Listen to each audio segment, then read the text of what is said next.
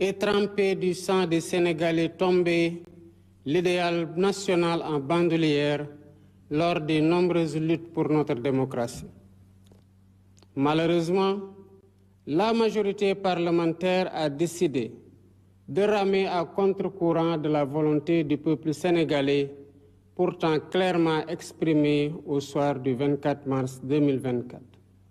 D'abord en refusant, le 29 juin 2024, de tenir le débat d'orientation budgétaire pourtant obligatoire pour le motif simpliste d'une supposée attaque reçue sur le terrain politique. Cette violation d'une obligation légale prévue par l'article 56 de la loi organique relative aux lois de finances aura gravement contribué à ternir l'image du Sénégal aux yeux des institutions internationales. Ensuite, en rejetant le 29 août 2024 le projet de loi constitutionnelle visant à concrétiser la promesse que j'ai faite au peuple de supprimer le Haut Conseil des collectivités territoriales et le Conseil économique, social et environnemental, alors que la situation des finances publiques impose urgemment de rationaliser les dépenses publiques.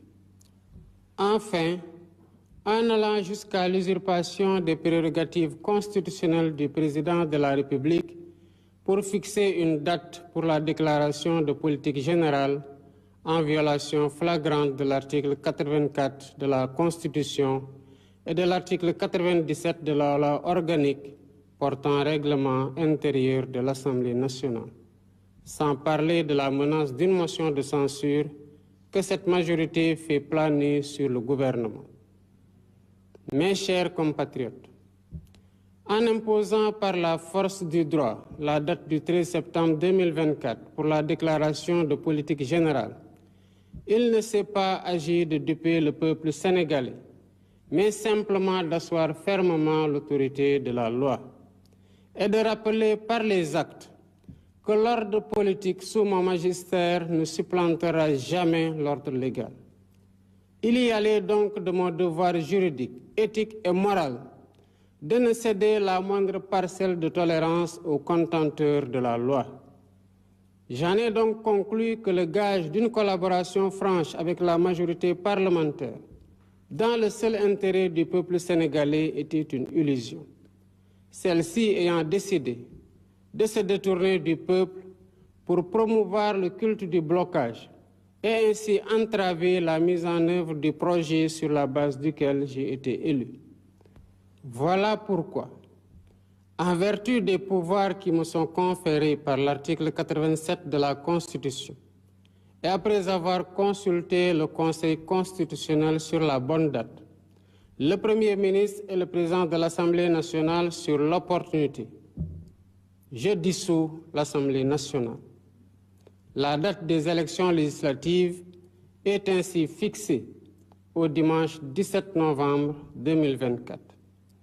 Je dissous l'Assemblée nationale pour demander au peuple souverain les moyens institutionnels qui me permettront de donner corps à la transformation systémique que je leur ai promise.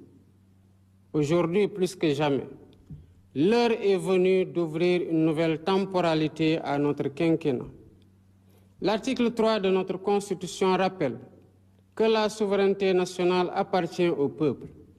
Ce faisant, le peuple est invité à reprendre ses titres d'habilitation et à décider souverainement si l'Assemblée nationale doit refléter les aspirations profondes de changement qui se sont exprimées au soir du 24 mars 2024 ou si elle doit demeurer encore le dernier avatar bloquant d'un régime déchu.